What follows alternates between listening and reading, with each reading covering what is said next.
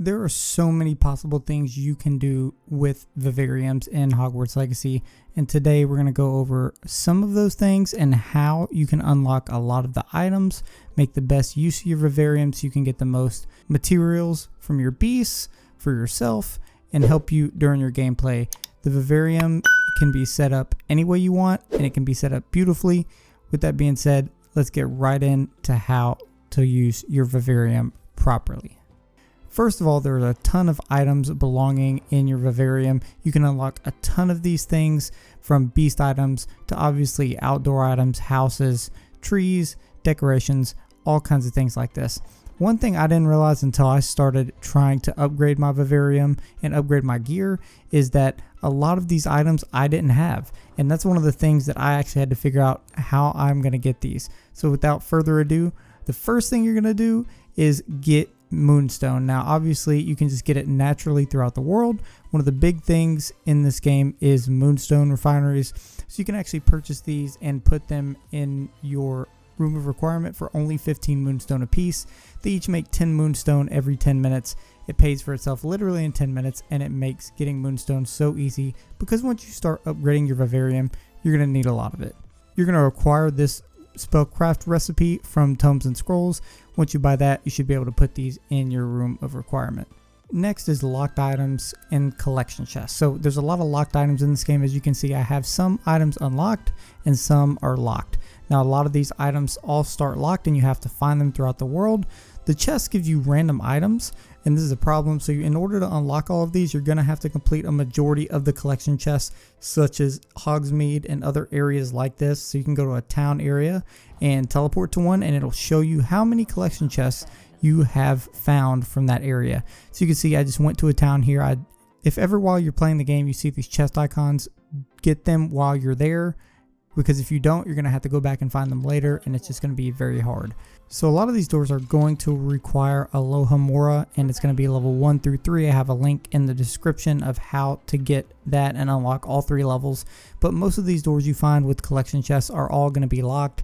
You're going to have to unlock them, go in, find the chest, and there's 3 different kinds of chests. Depending on what chest it is, it's going to give you a completely random item. So you can see I just got a random item here, and each one's going to give you a random one. This is what makes it so hard to find certain pieces. Certain chests will give you a random item, certain will give you traits, and others will just give you wands. So you're going to have to go until you find all the items you need. There is a trick, however. If you do save your game and load your game back before you found the chest, it will give you a different item each time because it is random.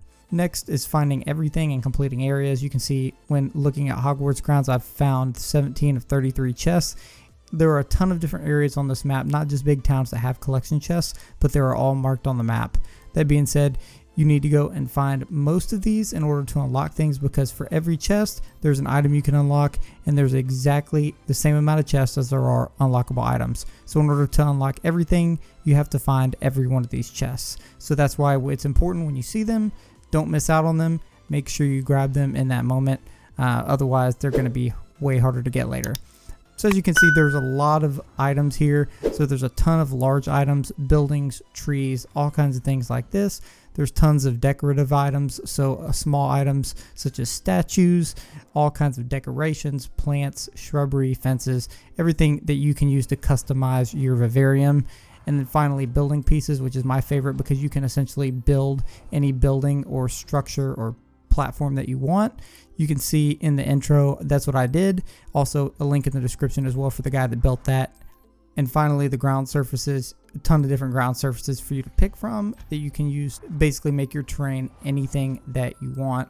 So you can basically customize your entire vivarium, make it super complex and look really good. I gotta warn you though, it is pretty hard and definitely takes a lot of getting used to make sure all the pieces line up properly. So you can customize a lot of different options in each of your 4 vivariums: the sand one, the swamp, the regular grassland, and then the one you finally unlock at the top of the room. As you continue to upgrade your vivarium, it's important to think about your beasts as well. So there's obviously items you definitely want to add into your vivarium and find a spot for. One is definitely going to be the breeding pen, so you can breed animals, and another is going to be the beast feeder. So the beast feeder is super important to make sure that you can keep your beasts fed and collect all the materials that they can give you, so that way you can upgrade easier and all of these guys are going to be separated so you can customize every vivarium to each specific animal. Super cool, and they all give you different materials, so it's really important to do so. You can buy both this beast feeder and the pen as well as the beast toy box from Tomes and Spells. Here you go, you can see the breeding pen. That way you can put a male and a female in the breeding pen. You do need one of each, and you can breed smaller animals instead of just going out and having trouble capturing them all. Next is the enchanted loom. It's used to enchant gear and traits. So essentially you can be a super powerful wizard in this game, but you have to enchant your gear. It's a necessary thing that you have to do if you want to be like really powerful in this game. That being said, each piece of gear requires different things to upgrade traits and different things to upgrade the actual armor itself. There's some commonalities here. You can see this upgrade requires one of everything except 3 mooncalf fur. This next upgrade will also require something similar. It's going to require, again, 3 mooncalf fur. And this is starting to be a trend. So there's 3 primary beasts that require the most amount of materials. So another mooncalf fur. And then there's 3 here that use JOBBERKNOLL feathers. That being said, JOBBERKNOLL feathers, mooncalf fur are 2 of the most used items in this game for actually upgrading gear. So when you think about putting your beasts in vivariums, make sure you go heavy on JOBBERKNOLLs and mooncalves and place plenty of them in your vivarium, so that way you can just stock up on those resources and be able to upgrade gear super easy and super fast every time you get a new piece of gear. So every time you get a new piece of gear, you can just bump it up in stats, and that'll be it. Super easy. You can also see that the gear requires a lot of other specialized materials such as phoenix feathers, so it's still important to make sure these guys are still in your vivariums and you don't just completely wipe them out. But there's enough room for every creature and a bunch of every creature in between all of your vivariums. So as long as you have them all out there and collect from them normally, you shouldn't have to worry about that at all. Next, here is a mooncalf den location that you can go to stock up on mooncalves, being that mooncalves, like I mentioned earlier, require a lot of materials for a lot of the gear upgrades. You can do that, and a JOBBERKNOLL location right here, so that way you can catch these birds and have plenty of materials to be able to upgrade your gear constantly, since gear upgrades are so frequent in this game. Here you can see I have my vivarium with my special beasts in it, my unicorn, my phoenix, and my grapplehorn. So I'm just going to stock this up with mooncalves, stock it up with JOBBERKNOLLs, and literally if you pay attention to these, you can have like 50 feathers and like 50 mooncalf fur and like... So 2 other really important beasts that you need to pay attention to and have an excess of are Diricall and KNEAZLEs. So Diricall is the blue bird, KNEAZLEs are the fluffy looking cat. KNEAZLEs are required material for level 3 trait upgrades, and Diricalls are requirements for level 2 tier upgrades. So that makes those 2 also 2 of the most important creatures in this game. You can see I stocked up on KNEAZLEs and Diricall here. And finally, gear upgrades, infinite materials. You will have infinite materials if you follow some of these steps to keep your beasts and stuff stocked up in your vivarium. Now, obviously, there's 12 slots in each vivarium with 4 species allowed, so you can basically stack each vivarium with a ton of different creatures and basically max them out, and you'll never have to worry about this.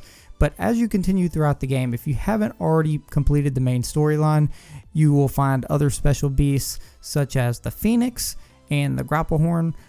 As you progress throughout the game and beat different story missions, you will unlock the different vivariums. There are 4 in total, along with some of these special beasts.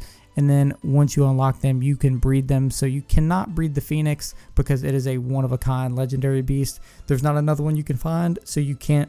But you can't breed it because there's not a male and a female. The unicorns you can. And once you get all that material, upgrade all your gear, you're going to be super powerful in Hogwarts Legacy. Super OP. You're going to be able to just walk in, take over a fight. It'll be super easy. I'll also have a guide to the Room of Requirement in the description below. If you want to check that out, it's going to give a complete detailed view of the Room of Requirement and how you can max out everything that you earn. That being said, hope you guys enjoyed. Make sure to click on one of the 2 videos on the right and subscribe on the left. Like the video if you haven't already. It would really help me out. That being said, thanks.